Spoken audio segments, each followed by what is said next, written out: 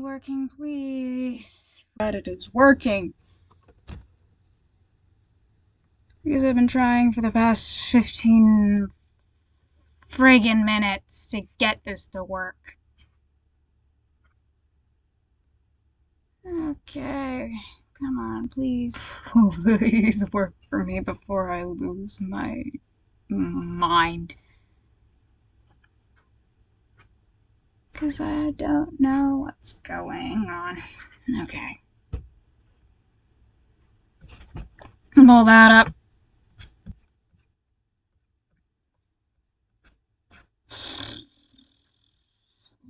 Is it working? Please tell me that it is working.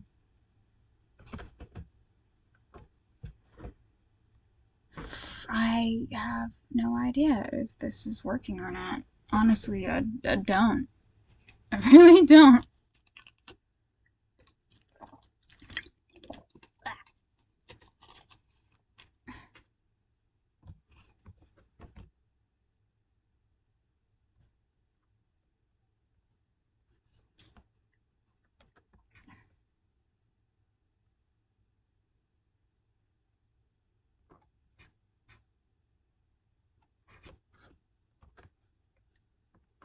I'm going to adjust things so I can see the chat. Let me see the chat. Can I see the chat?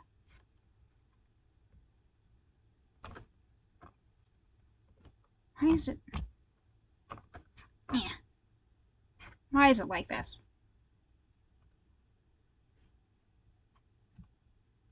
Okay, I'm going to see if I can fix what I fucking did, because I don't know if I can. Still won't show me the chat. Okay.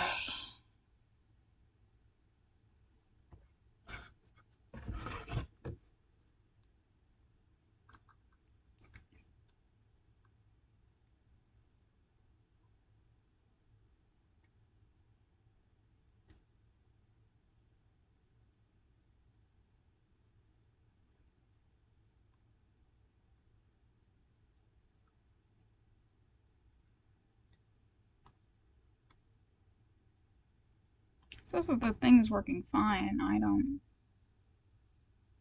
know what's going on.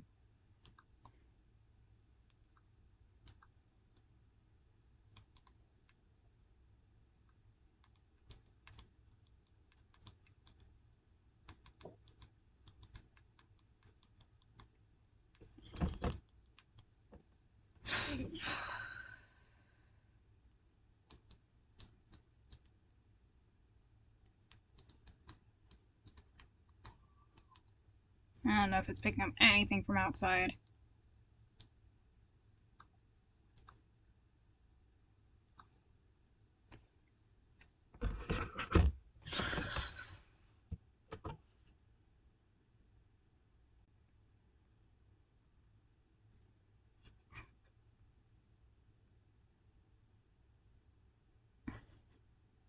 It's a glitch in the matrix. I have no idea what's going on.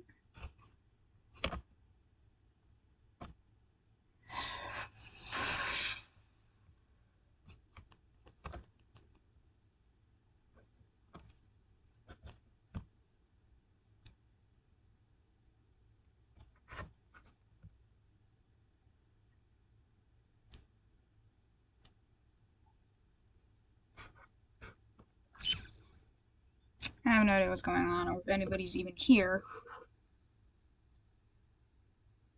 So far, it looks like it's just me, which is a little bit disappointing, but not that all surprising.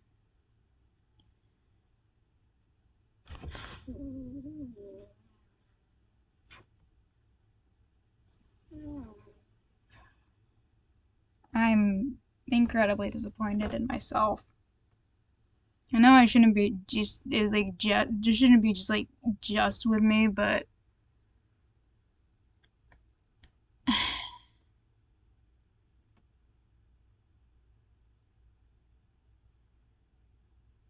I don't.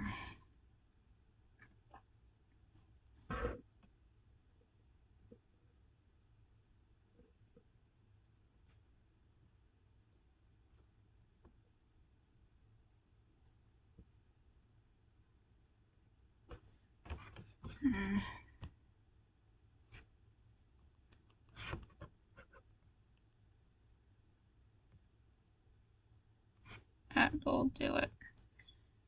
That'll do it.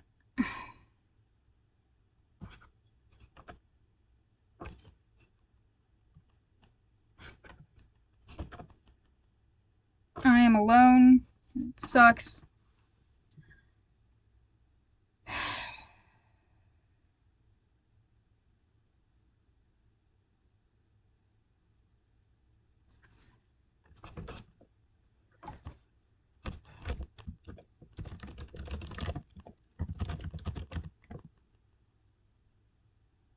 Come up at all on anything.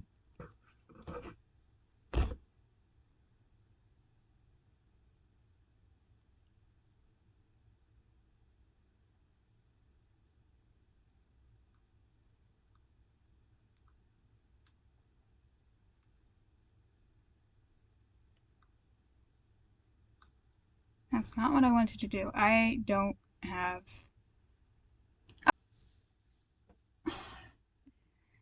I'm very new to streaming. I have no idea what the fuck I'm doing. I don't know if I can even be heard. So I apologize for any mistakes I might make, or stuff like that. Because YouTube isn't being very helpful.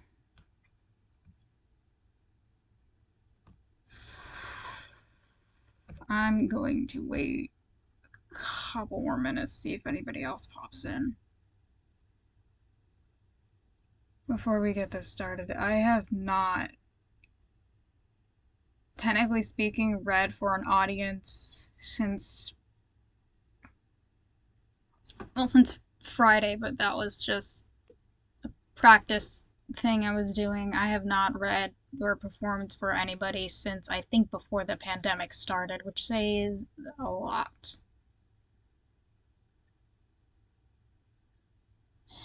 Something that everybody's about to find out. I have a tendency to ramble about things, especially when I'm nervous. Jeez. I have half a mind to get my dog and just put him in front of. Actually, speaking of which, what are you doing? What you doing, bud? What you doing, bud? You staying here? So I can keep an eye on you? Stay there.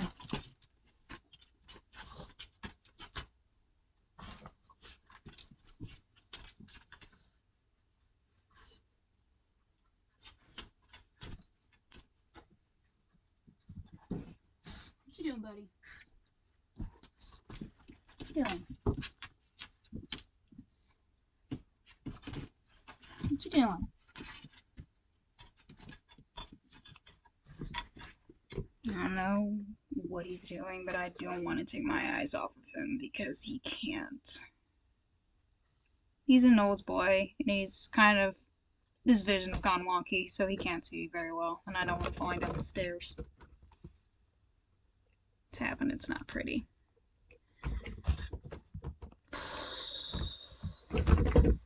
Get your head out of the drawer. Easy right there. And I try not to fall off the stool I'm sitting on. This is probably pretty weird without visuals besides my screen over here.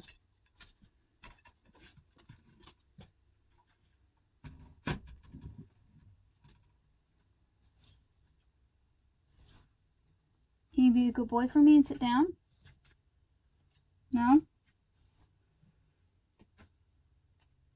I have no idea what he's doing.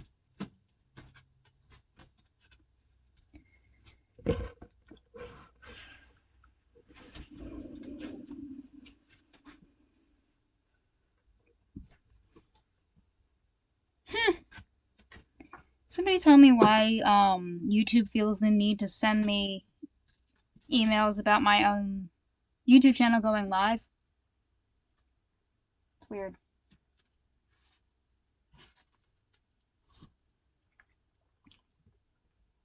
I'm going to give it about a couple more minutes, see if anybody else jumps in, and then I'm gonna get started reading. I'm still that's yay. I was worried about the volume. I'm not using a microphone. I just don't have stuff. I have barely anything to stream with. I had to download the software like minutes before I started streaming, which in hindsight was a bad idea. Probably should have done it beforehand, but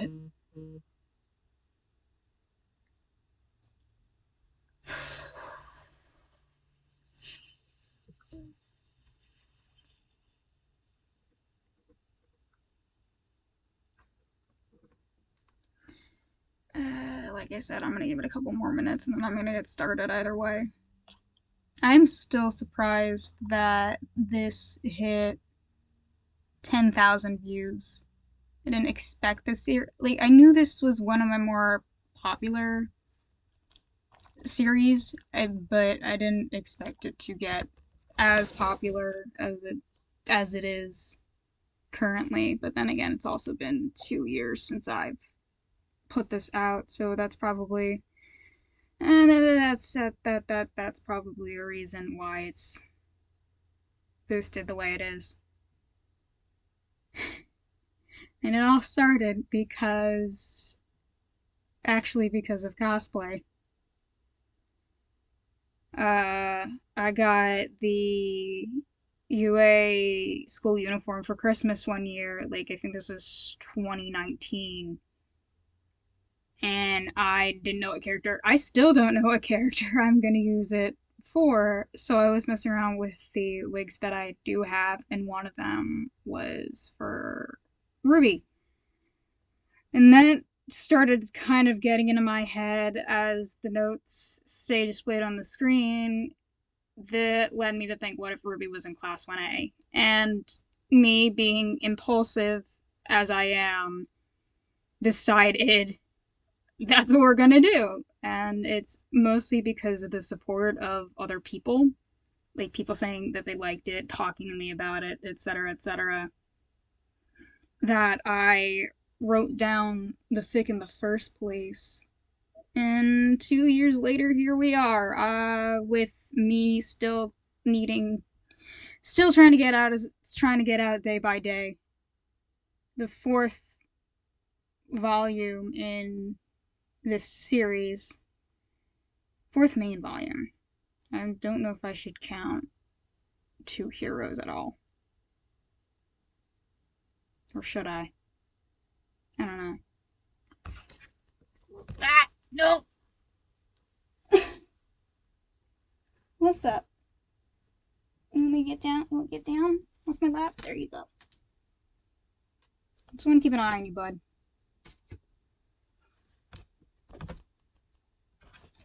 I don't want you falling.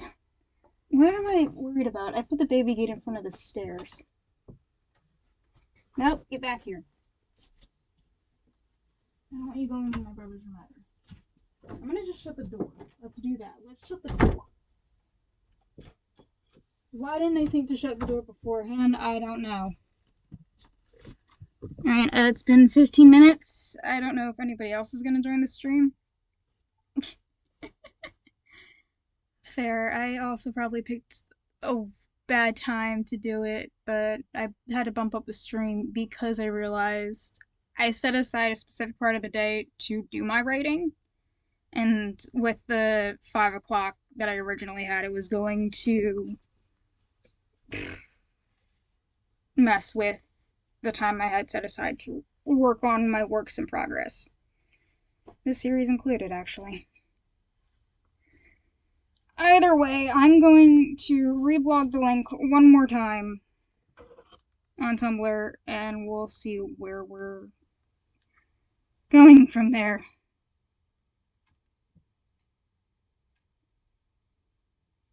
Alright. Let's go.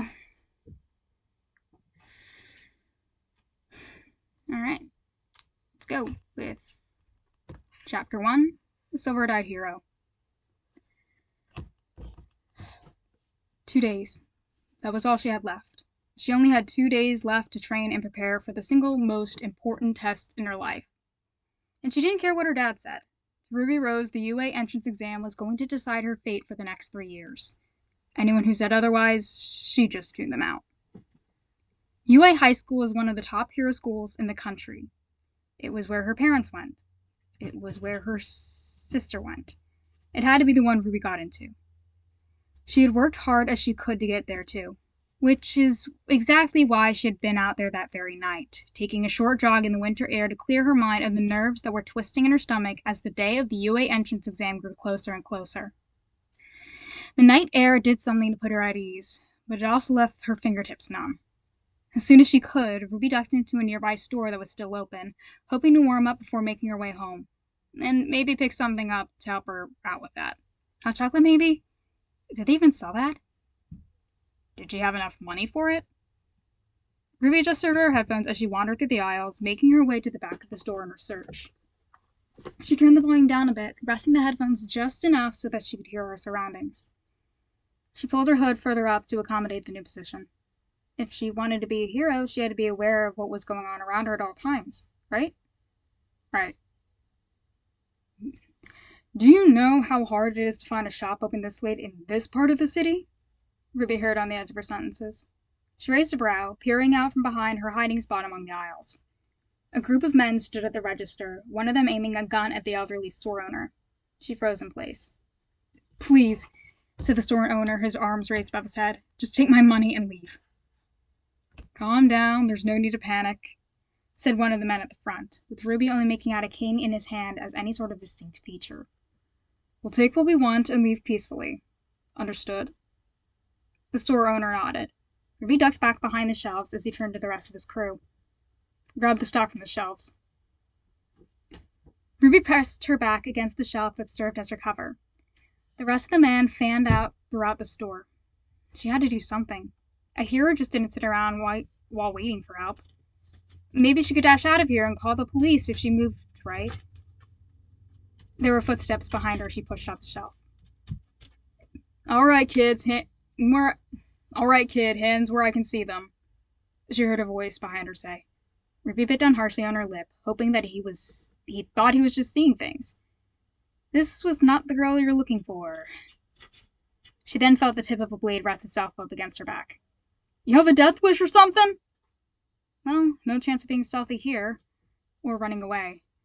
She didn't know what kind of quirk this guy had, or any of these robbers had, actually.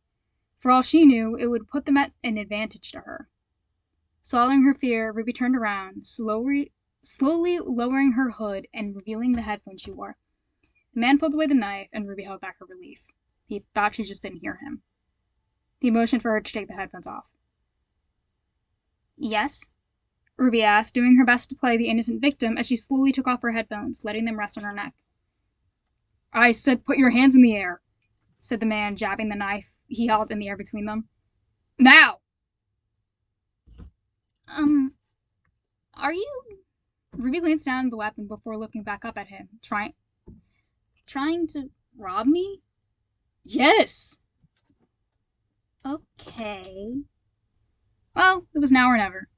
Ruby activated her quirk, disappearing from the man's line of sight in a burst of rose petals. Hey! The man said, mostly out of surprise. Ruby appeared behind him, grabbing him by the arm before giving it all the strength that she had. She spun, using the momentum from it to throw the would-be robber towards another member of the crew, one who had a gun, and had caught sight of Ruby before she could disappear.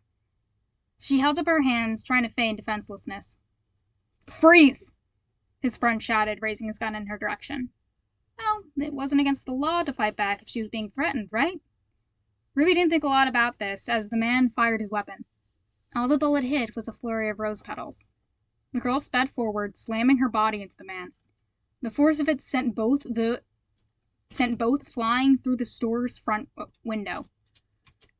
Ruby rolled across the street, grateful that there was no one else out that night. She stood, brushing glass off of her clothes and glancing back at the shop's window. Whoops. Through the broken window, a few more men were staring at her. In front of them all was someone that Ruby suspected to be their ringleader. He had bright orange hair with long bangs that covered one of his green eyes, and that gaze bore into her with the smallest ounce of irritation. Ruby just smiled back at him. "Okay," said the man, annoyance painted clear as day upon his face. He turned to the goons beside him. Get her?" The rest of the goons ran out of the shop at RWBY. Normally, a civilian such as herself wouldn't be allowed to use their powers to harm others. But did that still apply when her opponent was threatening to harm her? Ruby still didn't think about it much. She let her instincts take over, spinning around. Her foot met the face of the closest criminal. Ruby leapt up off the ground with incredible speed, swinging her leg around to strike another opponent with her heel. There was enough force behind the blow to send him flying far enough away from her. Ruby flipped over another, pushing off of his shoulders to bring her leg down on a third. Something whizzed by her ear. One of the men was shooting at her. Ruby, in a burst of speed, rushed towards him faster than he could process. It let her getting close enough to strike. She knocked him up into the air, leaping up and landing another blow that sent him slamming into the ground. He landed at the ringleader's feet, with Ruby not that far away. "You were worth every cent, truly you were," he said, kicking away the man at his feet. He looked up at Ruby. She could hear the sound of police sirens. "Well, Little Red, I think we can all say it's been an eventful evening, and as much as I'd love to stick around," he smirked, "I'm afraid this is where we part ways." Before Ruby could even think about what that possibly meant, the man withdrew something from his pocket. He smashed it against the ground. A cloud of smoke exploded between them, burning Ruby's eyes and getting into her lungs. She rushed out of that cloud, coughing and rubbing at her stinging eyes. As soon as it dissipated and she could see again, the man was gone. Ruby spun on her heel, looking around. She caught sight of a white coat ducking into an alley. She bit down on her lip. She had a choice to make. And the police sounded like they were still too far. He was going to get away at this point. "Hey!" Ruby called to the shopkeeper, rushing back towards the broken window. "Are you okay if I go after him?" The owner only nodded. That was all Ruby needed before she ran off into the direction she saw the thief go in. She had to admit, the crook made it pretty far down the alley, but Ruby's speed put her at an advantage. Her quirk allowed her to catch up to the criminal in no time. It was lucky for her, too. She had caught him just as he was about to get into an open van parked at the alley's exit. "Hey!" Ruby shouted, getting the thief to stop. She wasn't about to let him get away so easily. He glared at her, already halfway into the van. "Persistent," the man said through his teeth. He dug into his pocket again, pulling out a small, marble-like ball similar to the smoke bomb he threw earlier. "End of the line, Little Red." Ruby dug her heel into the ground, trying to recall everything that she had been taught about combat. The man threw the ball a few feet away from where Ruby stood. As it hit the ground, there was a loud bang. Ruby shut her eyes, throwing her arms up to protect herself from the explosion the best she could. She could hear the man's laughter, but she didn't feel any pain. Ruby slowly lowered her arms. She opened her eyes. Two people had jumped in front of her, a woman in a purple cape and a man in green with a cane, who was casting a protective barrier over them. Ruby watched, wide-eyed, as the woman twirled the riding crop she had in hand. A bright purple glow enveloped the vehicle, keeping it in place as it tried to drive off. The man who had taken refuge inside was thrown backwards towards the driver, as the man in green erected a glowing green wall to keep it from moving forward. The purple glow faded from it. "We got heroes!" Ruby heard the criminal she had been chasing, call out. He dove into the driver's seat, exchanging places with someone else. In the dark of the alley, Ruby couldn't make out a face. All she could see was the silhouette of a woman and the woman's dark red dress. With the way she moved, it sounded like her shoes were made of glass. The man in green held out an arm, keeping Ruby from going any further. The female hero's weapon glowed a bright purple, lighting up the dark alley for a brief moment. Several glass shards that were scattered throughout the alley lit up in the same color, swirling in front of her crop until they were sent towards the van. The criminal's companion didn't seem worried. She let the glass shards come at her, not even bothering to block them. She didn't have to. Not a single one of them hit her. The woman's arms and chest lit up like fire. The glass shards around her were enveloped in the same glow. They took place in front of her, melting and forming one large flaming glass arrow. The potential villain sent it right back towards the heroes. The man in green blocked it, the arrow shattering against his cane. However, the flames of the arrow splattered at their feet. They started to glow brighter, getting steadily hotter and hotter by the enemy's raised hand. Get down! The heroes acted quickly, with the man throwing up a bubble around themselves and the girl, with the heroine throwing them backwards with her own telekinetic power as the glass shards exploded. RWBY was thrown back against the bubble and hit the ground hard. The bubble protecting them, the barrier keeping the van from leaving could no longer stay. The doors to the van closed, and the two criminals inside drove away. RWBY groaned as the bubble around her fell.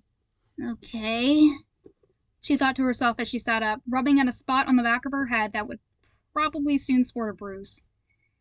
That could have gone a whole lot better. The heroine who had come to her rescue held out her hand. RWBY took it, letting her be pulled back onto her feet. Now that things were calm, she could finally see one half of the duo who had come to her aid. "Ew," said RWBY, her eyes going wide as she stared at the woman. Blonde hair, acidic green eyes, and that cork she used.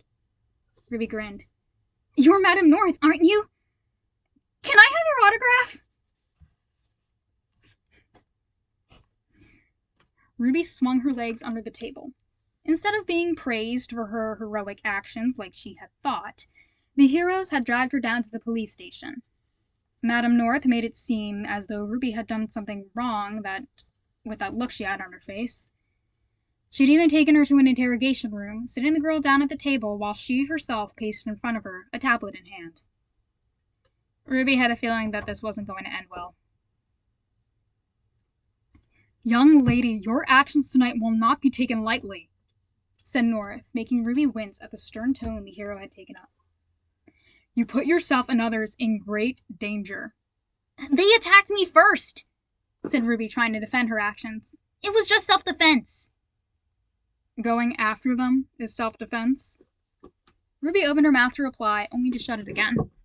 She couldn't think of anything to justify following the crook that wouldn't get her into even more trouble than she probably already was in. She slumped against her chair, and the heroine sighed. "While I commend you for being able to defend yourself, if you engaged against those criminals, it would have made you no better than a vigilante." A vigilante? She heard the term once in passing, but never understood what it actually meant. "An unlicensed hero.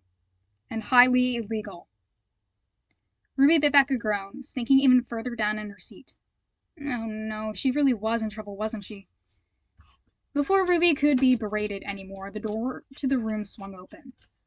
The man in green from before entered, his cane now collapsed and resting on his hip. RWBY sat up, staring at him as he closed the door. In the light, she could finally make out his face. Silver hair, warm brown eyes hidden behind a pair of small, dark glasses. She could easily recognize his hero now. "Glinda, have you finished getting the girls?" The man stopped as soon as he caught sight of the girl sitting in front of him, and is still ticked off North. "Summer?" Madame North raised a brow, glancing over at RWBY. She met the man's gaze at the name she had been called. "Sorry, but you might be thinking of my mom," said RWBY, shaking her head. "Summer Rose? She was the silver-eyed hero." The man held up his hand, cutting her off. "My apologies. You two look incredibly similar." Yeah, RWBY got that from a lot of heroes who knew her mother. It didn't help that they had the same dark hair that faded into red, or the same defining silver eyes. The man cleared his throat, taking the tablet from Madame North and showing RWBY the screen. It was playing a video of the fight outside of the store, as seen from the perspective of a nearby security camera. RWBY swallowed something in her throat, shoving her hands in between her knees and staring down at her lap. Oh no. "Tell me, where did you learn to do this? I'm assuming you weren't taught this at school," said the man, placing the tablet down on the table for RWBY to see better. She remained silent as he sat in the seat opposite of her. Middle schools were only allowed to teach their students how to control their quirks, not how to use them in combat. That was just the job of the high school's hero courses. And for the time being, RWBY was still a student at Shinginaru Middle School. Miss Rose, you're not in trouble. It's just that I've only seen one other hero move like this. A dusty old crow. A dusty old... That's my uncle! RWBY said, looking up at the heroes at the mention of such a person. They stared at her, with the man having a slight smirk on his face. RWBY cleared her throat. Sorry, but, you're talking about Harbinger, right? He's my uncle. The man nodded. He's been helping me prepare for the high school's entrance exam since I started middle school. I was complete garbage before he took me under his wing. And now I can. RWBY glanced down at the tablet. It was still playing the video. I can do that. So I've noticed. The man leaned forward. And what is an adorable girl such as yourself doing training her quirk for combat? Well... RWBY fidgeted with the hem of her jacket before glancing up at the man in front of her. I want to be a pro hero. You want to fight villains? RWBY nodded. Yeah, I've already applied to UA, she said, and the floodgates were opened. You see, my sister's a third year there, and she's trying to become a hero, and I'm trying to become a hero because I want to help people. My parents always taught us to help others, so I thought I might as well make a career out of it. I mean, the heroes are right, but the police are all right, but heroes are just so much cooler and romantic. It's just... RWBY let out a high-pitched squeal. You know? There was a crazy, wide smile on her face as she finished. The two in front of her simply stared at the girl. North's expression was neutral, but the man seemed slightly amused. RWBY hadn't said something wrong, had she? Do you know who I am? Asked the man, breaking the silence after what felt like forever. You're Ozpin, said RWBY, much calmer this time. You're one of the teachers at UA. He smiled at her. Hello. Nice to meet you. You want to go to UA? More than anything. Ozpin exchanged a look with the woman standing beside him. Madame North let out a huff, and Ozpin stood. I think we're done here. RWBY raised a brow. Wait, what? You're free to go, Miss Rose. I am? Ozpin nodded as RWBY slowly stood. You mean I'm not in trouble? North sighed. Fortunately, you didn't exchange directly with the villains. Engage directly with the villains, she said, collecting the tablet from the table and finally turning it off. Only those who sought to do you harm. As you stated, it is a case of justifiable self-defense.